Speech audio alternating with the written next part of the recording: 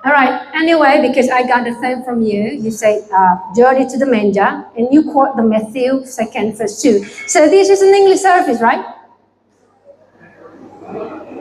Is this an English service? I prepare my sermon here to be an English service. Your theme here is journey to the manger. So I am ready for the English service. Are you with me? Ngene loh, aku iki diundang, judulnya bahasa Inggris. So I prepare the English service. Are you with me? Masya Allah, gak ada yang bilang amin. Ya sudah, balik ke bahasa Indonesia aja daripada kita bingung semua. Anyway, ini tahu apa ini? Siapa pemain drum tadi di sini? Tolong maju. Mana pemain drum? Kok main kabur aja pemain musik? Ini kebiasaan di gereja nih. Setelah main musik keluar. Ayo, mana pemain drum tadi? Nah, ini kamu. Jawab dengan benar. Saya ini pemain drum. Saya drummer. Hebat saya apa kamu? Awas. Untung bilang saya. Kalau tidak, kamu tak tungguin di bawah sana. Ada pertanyaan supaya kamu dapat ini. Pertanyaan saya, ini kan bicara Natal. Natal berarti kelahiran Yesus. Betul ya? Betul. Namanya siapa dulu? Valen. Valentino apa? Valentina? Valencia. Pertanyaannya, Yesus itu bisa main drum apa enggak? Bisa. Pinter kamu. Ya udah, simpen ya. Terima kasih. God bless you. Untung dia jawab saya yang hebat. Kalau enggak ketemu di bawah saya. Ada yang mau pertanyaan lagi? Siapa yang bisa menjawab Yesus lahir di kota apa? Silakan ke depan. Ini SMA apa SMP? Hah? SD. Kamu disuruh bapakmu ya? Yesus lahir di kota apa? Bethlehem. Betul. Tukang cukur di sana siapa?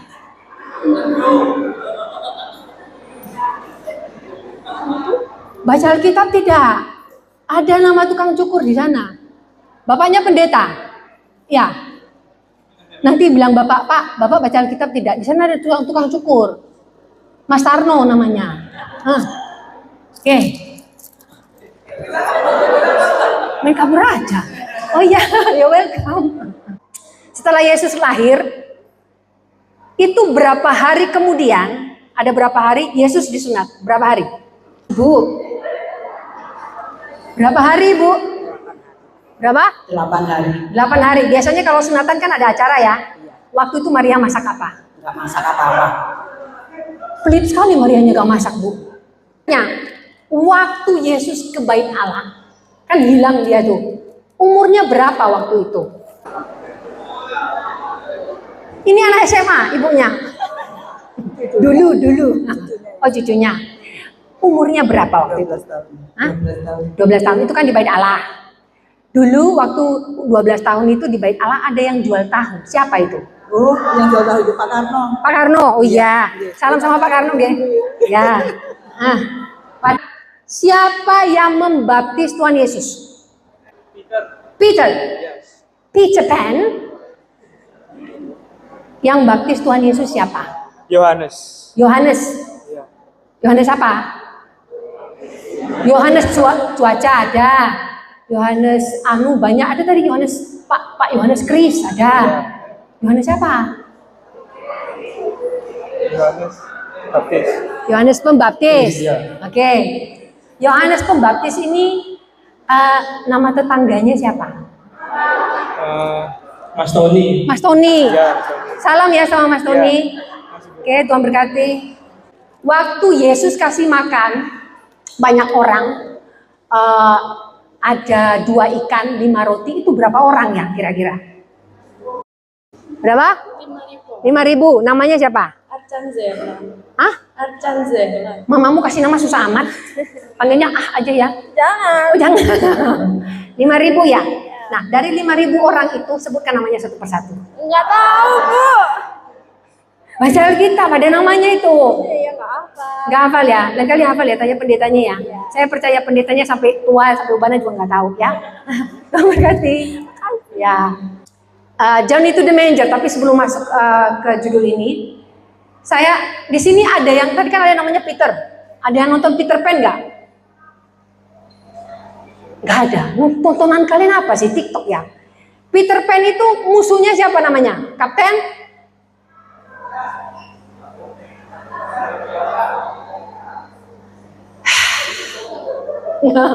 Kalian nontonnya Shinchan saja. Namanya Kapten Hook.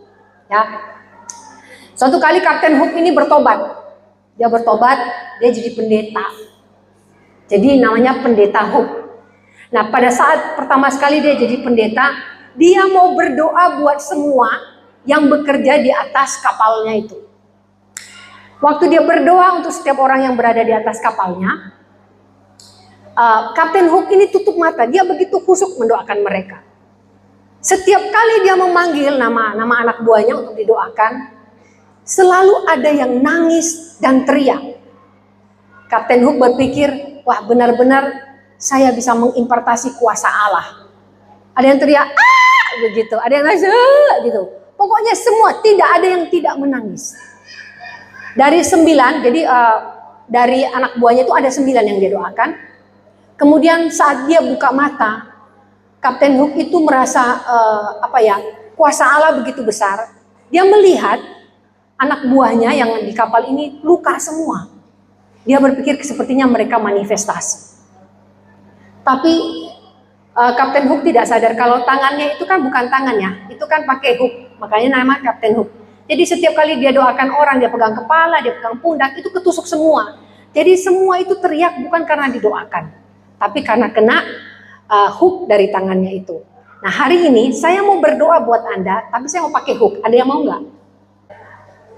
Journey to the Manger ini bicara bagaimana kita meresponi ayat firman Allah yang sangat sederhana. Ambil ayatnya kan dari Matius 2 ayat 2. Journey to the Manger. Oke, kita baca dulu ya. Kalau dalam bahasa Indonesia aja ya, saya nggak ambil bahasa Inggris karena tadi saya tanya ini English service, gak ada yang jawab, berarti bahasa Indonesia. Matius 2 ayat 2. Di manakah dia, raja orang Yahudi yang baru dilahirkan itu? Kami telah melihat bintangnya di timur dan kami datang untuk menyembah dia. Yang bertanya ini namanya 3 raja, disebut orang apa? Itu loh, majus, mundur itu ya. Jadi orang majus.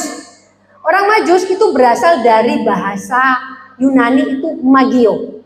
Di sini pasti nggak ada yang namanya magio ya. Magio itu magoi dalam bahasa Yunani itu artinya orang terpelajar. Di sini semua kan sekolah ya. Berarti Anda adalah orang-orang terpelajar, tapi dalam bidang ini magio ini adalah dalam bidang astrologi. Kemudian ahli mimpi, jadi menerjemahkan mimpi. Mereka juga orang-orang yang pintar dalam hal magis. Kalau di daerah Arab sana ya, itu mereka sangat kental dengan hal-hal yang magis. Nah, mereka sangat pintar dalam hal ini. Termasuk juga dalam hal-hal yang namanya esoterik. Esoterik ini adalah sesuatu yang hanya dipahami oleh orang-orang tertentu. Berarti mereka orang pintar. Bukan orang pintar seperti di Indonesia kan, kalau orang pintar maksudnya dukun, tidak. Tapi mereka ini orang pintar yang memang mereka ini terpelajar. Jadi kalau sekarang mungkin dari di atas S3 lah ya, stellar gitu. Nah, ketika bicara ini judul Journey to the Manger, kita ambil makna Journey to the Manger bukannya kita yang di tempat ini pergi gitu ya ke Bethlehem atau pergi ke Israel sana. Tetapi saya ini membahas ini perjalanan untuk mengenal Yesus secara pribadi. Adik-adik di tempat ini, Anda sudah menjadi Kristen. Saya tidak tahu apakah itu sejak orang tua Anda memang sudah jadi Kristen atau baru saja. Tapi ada pertanyaan yang sangat pribadi buat Anda. Apakah Anda benar-benar sudah menerima Kristus secara pribadi? Apakah Anda sudah mengenal Kristus secara pribadi atau belum? Nah, Journey to the Manger, perjalanan untuk mengenal Kristus secara pribadi, saya akan bahas 3 poin. Poin pertama adalah apa tindakan kita ketika melihat tanda. Tadi di ayat ini kan orang Majus katanya sudah melihat bintangnya Kristus, mereka lihat tanda. apa yang mereka lakukan. Ada satu anak SMA, dia bilang, biasanya kan yang berdoa supaya dapat jodoh itu kan sudah mau menikah. Dia bilang, dosa nggak Bu kalau saya berdoa supaya dapat pacar? Saya bilang, kalau berdoa ya nggak dosa aja. Namanya juga berdoa, kan minta pacar, betul? Ada sini yang doa minta pacar? Gak ada yang ngaku, gak apa-apa. Nah, ketika dia berdoa, dia bilang seperti ini, saya minta tanda dari Tuhan Bu. Tandanya apa? Jadi kebetulan, saya ini antik. Antiknya dia ini apa? Dia paling suka pakai baju putih, tidak ada warna lainnya. Jadi baju putih terus. Nah dia bilang, kalau nanti dia ketemu cewek di sekolah, kebiasaannya suka pakai baju putih, itu bagi dia tanda. Nah suatu kali mamanya bilang seperti ini, ayo temenin mama kerja. Waktu dia temenin mamanya kerja, dia bingung. Karena semua wanita yang ada di tempat itu memakai baju putih. Karena mamanya adalah perawat di rumah sakit. Dia bingung, ini tanda dari Tuhan bukan? Kemudian dia bilang, dan waktu itu dia ikut tes, setelah tamat SMA, dia ikut tes. Kemudian dia juga bilang, ini tandanya kemarin kurang pas karena di rumah sakit. Ternyata dia pergi ke sebuah acara, dan kemudian ada tes. Saya lupa dia tes apa itu. Ternyata di sana semua juga pakai baju putih, termasuk pria. Lalu saya bilang seperti ini, kalau minta tanda seperti ini, kamu tidak akan menemukan jawaban doa. Terkadang kita mau mengenal Kristus, tapi kita minta tanda dari Kristus aneh. Saya akan percaya Yesus, saya minta tanda kalau saya diberi ini. Kita suka meminta dari Tuhan tanda, tapi tanda kita yang kasih, kita yang buat. Hari ini apa tanda yang Anda inginkan supaya Anda bisa mengenal Kristus lebih dekat? Jangan buat tanda-tanda sendiri. Tanda-tanda, oh kalau saya mimpi nanti di dalam mimpi saya dipanggil Yesus. Kalau dipanggil Anda langsung koid, naik ya. Tidak akan ada kehidupan besok harinya. Jadi ketika bicara tindakan, ketika melihat tanda, itu tadi ada dalam ayat ini dikatakan, kami telah melihat bintangnya. Tanda ini bicara, kalau kita mau lihat, untuk melihat tanda dalam hidup kita, lihat kesetiaan Tuhan dalam hidupmu. Hari ini Anda bisa sekolah, bukan karena orang tua Anda hebat bisa bayar uang sekolah. Kalau tanpa kesetiaan Tuhan, orang tua Anda tidak bisa bekerja. Kalau tanpa kesetiaan Tuhan, tidak bisa Anda sekolah. Kalau tanpa kesetiaan Tuhan, Anda tidak bisa berpikir. Karena banyak beberapa anak ya, saya lupa penyakitnya apa. Mereka punya kelemahan untuk mengingat. Jadi mereka hanya punya memori tidak lebih dari 24 jam. Jadi tidak bisa sekolah. Hari ini kita harus ingat tanda bahwa Tuhan itu baik. Kita bisa sekolah hari ini karena Tuhan setia. Kita bisa bayar uang sekolah hari ini karena Tuhan setia. Itu tanda pertama yang harus kita tahu bahwa Tuhan itu baik. Pertanyaannya, apakah kita sudah mengenal Tuhan? Kalau belum, ini perjalanan Anda untuk boleh mengenal Tuhan secara pribadi. Kemudian, tanda yang harus kita lihat dalam hidup kita adalah kebaikan Tuhan. Anda hari ini bisa makan nasi itu karena Tuhan baik. Anda bisa ngunyah saja karena Tuhan baik. Semua karena Tuhan baik. Anda bisa ke sekolah ini loh, jalan kaki karena Tuhan baik. Anda menjadi anak yang normal, sekolah di sekolah normal karena Tuhan baik. Karena ada anak-anak yang kemarin saya pelayanan di Kertosono, saya ketemu anak-anaknya cakep.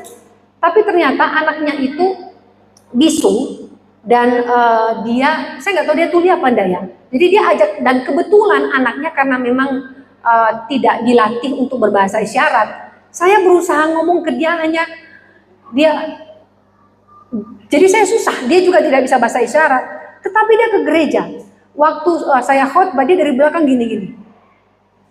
Tapi saya bisa melihat dia begitu menunjukkan bahwa Tuhan itu baik dalam. Setelah saya pulang, dia berusaha mengekspresikan betapa senangnya. Waktu itu saya hanya bawa sikat gigi, saya kasih dia, waduh dia senang sekali. Itu anak bisu dan tuli.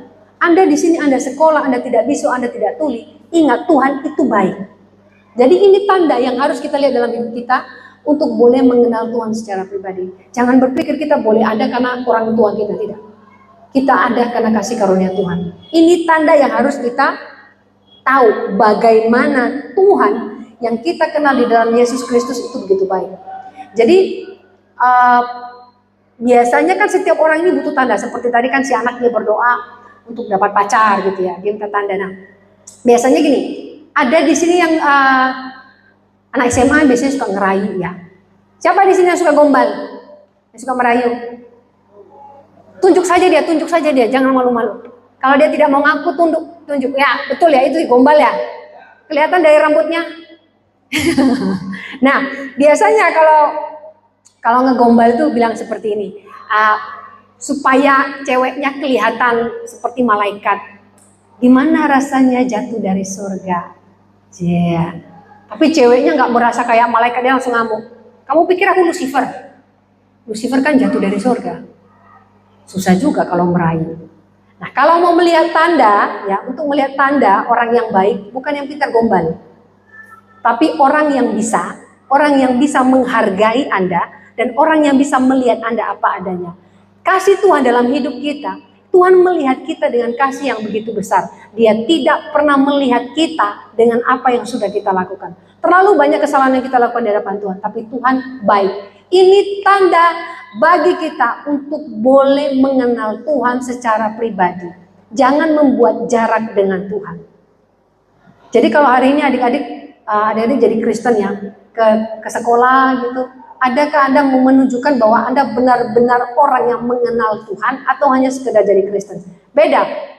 Orang Kristen sama orang yang takut akan Tuhan. Ya, jadi gini, kalau bahasa Inggris itu believer dan Christian.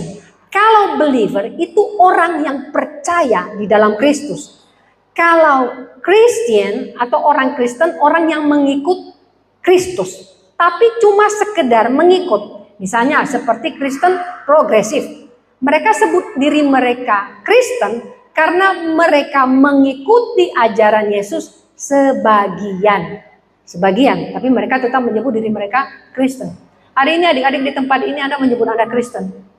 Tapi kalau Anda benar-benar believer, percaya di dalam Kristus, Anda dalam perjalanan mengenal Tuhan setiap harinya lebih dekat secara pribadi. Jadi jangan jadi Kristen biasa-biasa saja ya. Nah, ini yang pertama. Yang kedua, karena ini Natal daripada kepanasannya, kita percepat, jadi 2 jam saja. Yang kedua adalah respon ketika bertemu Yesus. Respon ketika bertemu Yesus. Tadi kan kita ini dalam perjalanan ini, kita mencari tahu tanda, apakah benar-benar Tuhan itu ada, apakah benar-benar Yesus itu baik. Kemudian kita sudah lihat tanda itu dalam hidup kita. Sekarang respon kita ketika bertemu Yesus, bukan bertemu langsung terus Anda mati ya, bukan. Tapi bertemu Yesus ini bagaimana Anda merasakan ada sebuah panggilan dalam diri Anda untuk boleh melakukan sesuatu kepada Kristus, kepada Yesus. Nah, respon ini sangat penting. Tadi dikatakan dalam ayat itu, kami datang untuk menyembah Dia.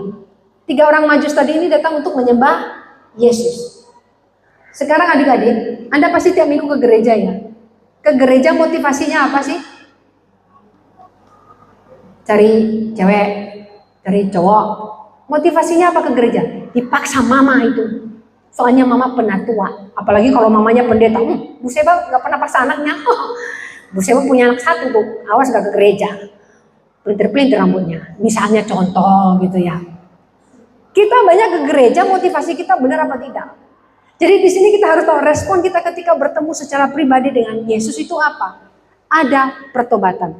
Pertobatan tidak terjadi satu kali. Setiap saat, setiap hari terjadi pertobatan. Jadi gini, untuk menunjukkan respon kita ketika kita mengenal Kristus, yang pertama adalah cara bersikap. Sikap Anda sebagai orang yang takut akan Tuhan, yang tahu ajaran Kristus, bagaimana sikapnya? Sikapnya bukan sering ke gereja loh ya, enggak. Bukan yang sering bikin status Tuhan baik, terus kemudian quote ayat-ayat firman Tuhan. Tapi bersikap, bagaimana Anda bersikap ketika Anda di sekolah? Ingat, di sekolah ini saya tahu bahwa tidak semua orang Kristen. Ada agama lain misalnya. Tapi bagaimana Anda menunjukkan identitas Anda sebagai seorang Kristen? Ini namanya bersikap. Jadi sikap yang paling sederhana kalau di sekolah itu cara ngomongnya. Betapa memalukan kalau anak-anak Tuhan ngomongnya itu ngomong kotor. Apalagi kalau di sekolah itu ya. Saya pernah di mall, anak-anak sekolah di belakang saya, anak-anak SMA, suka ngomong, baru saya tanya ke suami saya tadi apa kemarin, apa artinya ANJIR. Jadi kalau ngomong itu ngomong dogi atau apa. Terus kemudian kalau di Surabaya ngomong dangdut gitu. Oh, dangdut gitu. Jadi itu bahasa yang lepas aja dari mulutnya biasa. Kemudian mereka bercanda, candaannya semua porno. Kalau itu orang Kristen, kemudian Anda ada di lingkungan orang yang belum percaya Kristus, Anda membuat malu gitu loh. Malu dengan iman Anda di dalam Kristus. Kalau kita respon bertemu dengan Yesus, kita tahu kasih Kristus, kita tahu ajaran Kristus, kita tahu cara bersikap. Itu yang pertama. Yang kedua dari respon kita adalah gaya hidup.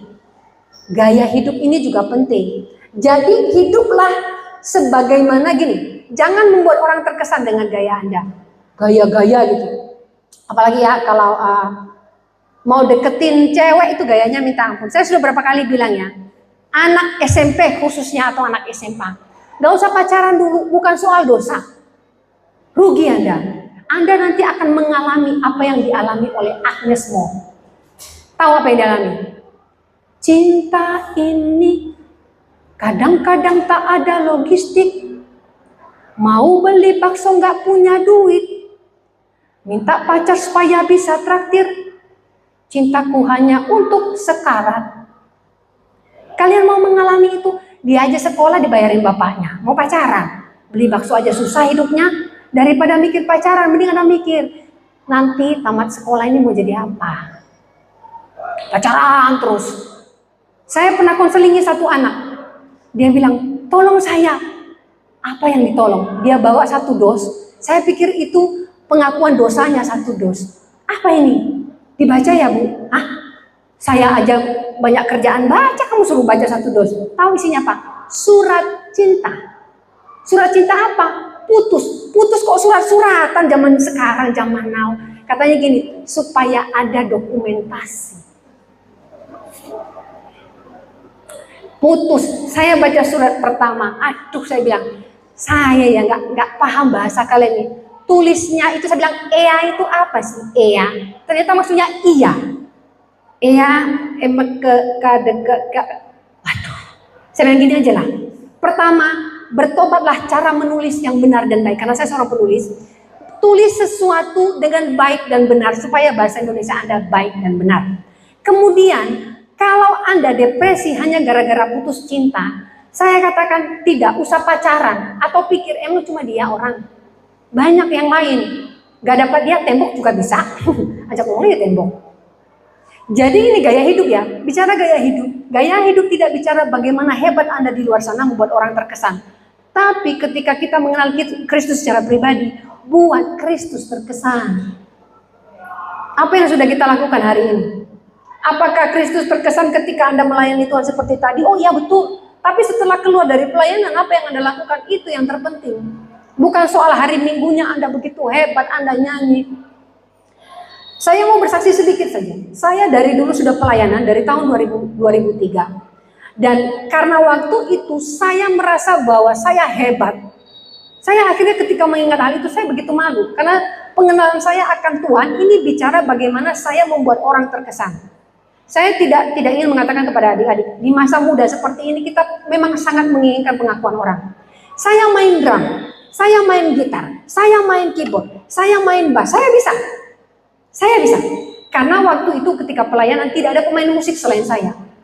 Nah, ketika waktu mulai ada pemain musik dan kemudian pemain musiknya tidak mau latihan, dengan sombongnya saya bilang begini, kamu nggak bisa, nggak apa, saya bisa. Tapi saya tahu bahwa orangnya salah, dia tidak mau latihan. Tetapi dengan kesombongan talenta yang sudah Tuhan berikan, tidak saya jadikan karunia. Ingat, karunia tidak bisa dileskan. Talenta bisa dileskan. Tapi ketika kita punya talenta, diberkati Tuhan menjadi karunia, kita bisa mengimpartasi kepada orang lain.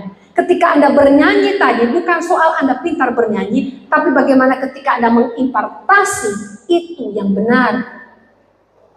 Adik-adik di sini Anda tidak harus jadi pendeta untuk boleh mendapatkan urapan Allah.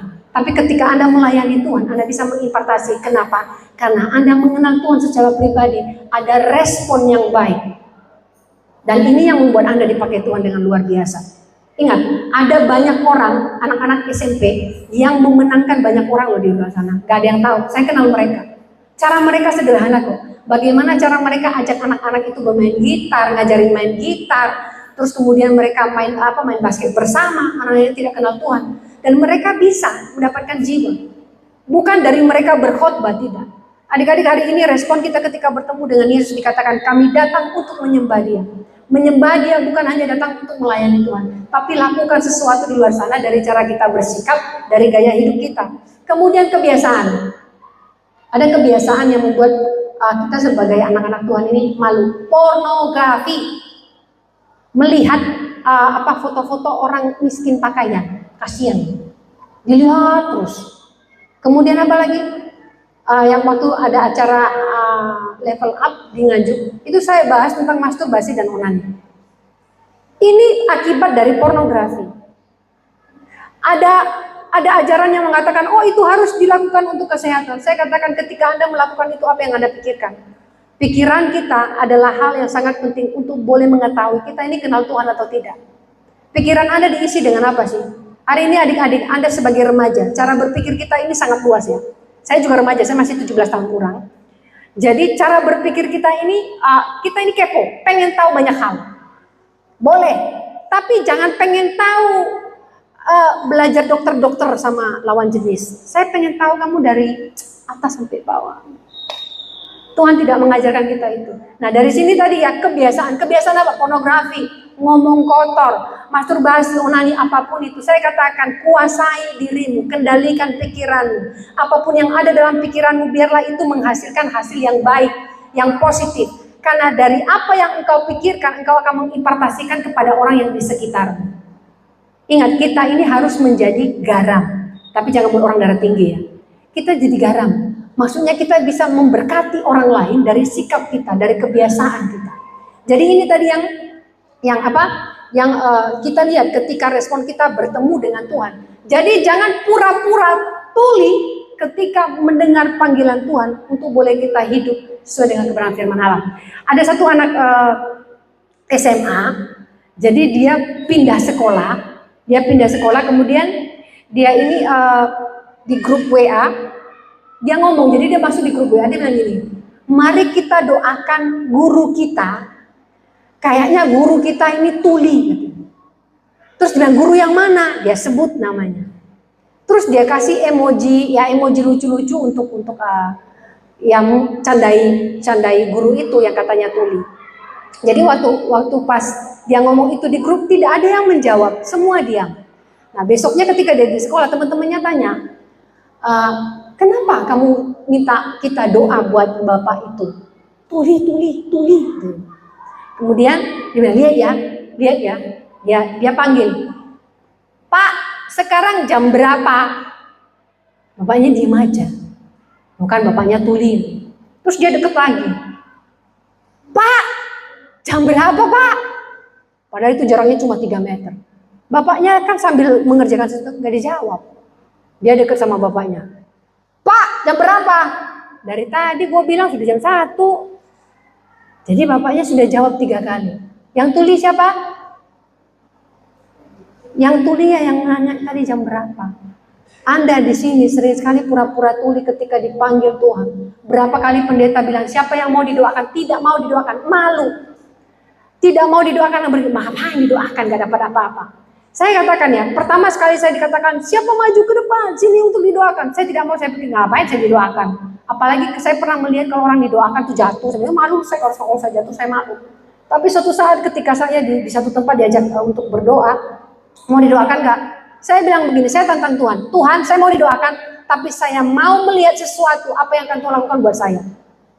Ketika saya mau didoakan, di sana saya melihat tanda. Apa panggilan Tuhan, bagaimana Tuhan bekerja dalam hidup saya, dan sejak itu saya melayani Tuhan. Bukan berarti ketika nanti adik-adik didoakan, misalnya ada tiba-tiba jadi pendeta, tidak. Tapi panggilan Tuhan dalam hidup kita selalu luar biasa. Anda bisa terpanggil menjadi polisi yang jujur. Anda bisa terpanggil mungkin suatu saat ada di antara Anda menjadi menteri yang jujur. Ada yang jadi dokter. Jadi dokter buat orang desa, nggak selalu minta duit, kalau bisa gratis. Karena demikian Tuhan akan memakai orang-orang yang punya hati. Jadi di sini adik-adik jangan pura-pura tuli ketika Tuhan memanggil kita untuk melakukan sesuatu. Journey to the manger adalah perjalanan kita untuk mengenal Kristus secara pribadi, menyembah Dia, melakukan apa yang menjadi perintah Tuhan. Yang ketiga adalah setelah kita mengenal Yesus, apa kelanjutannya? Sekarang semua sudah percaya Yesus, katanya begitu. Karena dia sudah melayani di gereja, oh bagus, puji Tuhan. Tapi kelanjutannya apa? Apakah setelah ini karena ada perayaan Natal semua melayani, tiba-tiba setelah tidak ada perayaan Natal tidak ada lagi yang melayani Tuhan sampai Natal berikutnya, atau nanti ada acara Paskah? Jadi itu namanya seasoning. Jadi ada season, ada masa-masanya, ada musimnya untuk melayani Tuhan. Kelanjutan dari mengenal Kristus ini, kita harus tahu bahwa harus ada keselamatan. Di sini yang percaya sudah diselamatkan, angkat tangan. Wow. 1, 2, 3, 4, 5, 6, 7 orang saja. 8. Hanya untuk berani mengangkat tangan, tidak mau. Meskipun dalam hati kita tahu kita sudah salah. Disuruh angkat tangan, belum disuruh angkat kaki. Angkat kaki pasti senang semua. Wah, sudah selesai nih acaranya. Tapi disuruh angkat tangan aja nggak ada yang berani. Kelanjutan ketika mengenal keselamatan, bicara bertumbuh. Apakah hari ini kita sudah bertumbuh di dalam Tuhan? Seperti Anda kalau jatuh cinta, cintanya tumbuh setiap hari. Masa cinta Yesus tidak tumbuh cintanya? Kalau cinta sama pacarnya bertumbuh terus, kecuali udah putus, udah tumbuh lagi, bencinya yang tumbuh. Harus ada pertumbuhan cinta kita terhadap Kristus. Semakin mencintai Kristus, kita semakin cinta dengan ajaran Kristus. Kemudian komitmen. Hari ini saya tantang adik-adik di tempat ini, apa komitmen Anda di hadapan Tuhan? Apa komitmen Anda hanya sekedar jadi Kristen? Saya beritahu Tuhan, ketika Anda mengambil keputusan, benar-benar komitmen ini benar-benar di hadapan Tuhan. Saya percaya hidup Anda diberkati Tuhan dengan cara yang luar biasa. Karena hanya orang yang berkomitmen di dalam Kristus yang punya cara hebat, proses hebat, yang dibuat Tuhan bagaimana dia dari orang yang tidak dilihat, orang yang selalu didiskreditkan menjadi orang yang besar. Karena banyak orang-orang yang dipakai Tuhan dari awal itu tidak dipandang, dari awal itu tidak ada yang gubris. Tapi ketika kita komitmen di hadapan Tuhan, saya percaya adik-adik akan dipakai Tuhan dengan luar biasa. Kemudian kelanjutannya apa? Berpengharapan, punya pengharapan. Mungkin ada di antara adik-adik hari ini masih berpikir, nanti setelah tamat sekolah SMA ini kuliah ada duitnya nggak sih? Mau kuliah di mana? Masih mikir. Adik-adik, saya ingin ingatkan satu hal. Jehovah Jireh. Ketika Anda berpengharapan di dalam Tuhan, Tuhan sediakan uang kuliah Anda. Ketika Anda berpengharapan di dalam Tuhan, apapun cita-cita Anda, saya percaya Tuhan ada. Ada satu anak bilang, saya mau jadi dokter bu, tapi nggak ada duit. Saya bilang, kalau berdoa Tuhan sediakan. Dan puji Tuhan, dia dapat beasiswa dokter. Dan bukan hanya uang masuk, semua uang sampai dia tamat itu dibiayai. Mamanya tahu kerjanya apa? Cuma jualan jamu. Tapi ketika dia berdoa, Tuhan sediakan yang terbaik. Hari ini kalau adik-adik berpengharapan di dalam Tuhan, perjalanan Anda mengenal Tuhan tidak terjadi hanya satu kali. Setiap hari punya pengalaman yang baru bersama dengan Tuhan. Dan saya percaya Tuhan itu baik, Tuhan itu setia. Dia Jireh, dia menyediakan. Kalau hari ini ada pertanyaan dari ayat ini mengatakan, di mana dia raja orang Yahudi itu? Di mana Tuhan? Saya mau tantang adik-adik hari ini. Apa yang ingin Anda sampaikan kepada Tuhan hari ini? Dan saya ingin katakan, buktikan dan Anda akan mengalaminya bahwa Tuhan Yesus adalah Tuhan yang hidup dan Dia tidak pernah mengingkari janjinya. Apa yang sudah Ia janjikan akan Ia tepati. Dan ketika Tuhan berjanji akan menyertai adik-adik di tempat ini sampai adik-adik bisa masuk, maksudnya cita-citanya tercapai, semua karena penyertaan Kristus. Amin. Dan ketika Anda benar-benar ingin mengenal Tuhan, saya percaya Anda akan mengenal suara Tuhan dan Anda akan mendengar suara Tuhan. Dan lihat, di tahun-tahun ke depan dalam hidup Anda akan menyaksikan bahwa apa yang Tuhan janjikan hari ini akan Tuhan genapi. Karena Tuhan tidak pernah bermain-main ketika mengucapkan firman. Tindakan ketika melihat tanda, apa yang Anda lakukan. Jadi Anda harus melihat tanda bahwa Tuhan itu setia, Tuhan itu baik. Yang kedua adalah respon ketika bertemu Yesus. Dikatakan bahwa kami mau menyembah Dia. Apakah benar-benar kita sudah menyembah Tuhan di tempat ini? Apa kita benar-benar sudah melihat, menunjukkan dari gaya hidup kita, dari cara bicara kita, dari ucapan kita, bahwa kita menyembah Tuhan. Dan yang ketiga adalah kelanjutannya. Ketika kita sudah menjadi Kristen, apakah kita sudah mengenal Dia secara pribadi? Setelah mengenal Dia secara pribadi, apa yang akan kita lakukan? Apakah berhenti di sana? Ada seorang pemuda, dia berpikir bahwa kalau ikut Tuhan itu semua, ketika dia mendoakan sesuatu, itu Tuhan akan jawab. Kemudian dia sudah tamat SMA, kemudian dia kuliah, dia tamat kuliah. Dia berdoa gini, Tuhan, dia sakit, kemudian dia berdoa, Tuhan, saya jangan mati dulu, saya belum menikah, saya belum menjalani hidup ini dengan sempurna. Jadi dia selalu berdoa ketika dia sakit, jangan mati. Setelah itu dia menikah. Setelah menikah punya anak, ternyata anaknya 5. Doanya setiap hari, Tuhan kapan aku mati? Anak 5. Karena awalnya dia berpikir bahwa ketika menikah itu adalah sebuah kebahagiaan. Jadi kita punya cara berpikir, kalau Tuhan jawab ini pasti bahagia, Tuhan jawab ini pasti bahagia. Satu hal pesan saya buat adik-adik di tempat ini, mengenal Tuhan bukan berarti apa yang Anda inginkan harus terjadi. Mengenal Tuhan adalah apa yang Tuhan inginkan, kehendak Tuhan terjadi dalam hidup kita. Amin. Saya percaya adik-adik di tempat ini tidak terlewatkan oleh Tuhan dan Roh Kudus untuk menjamah Anda hari ini.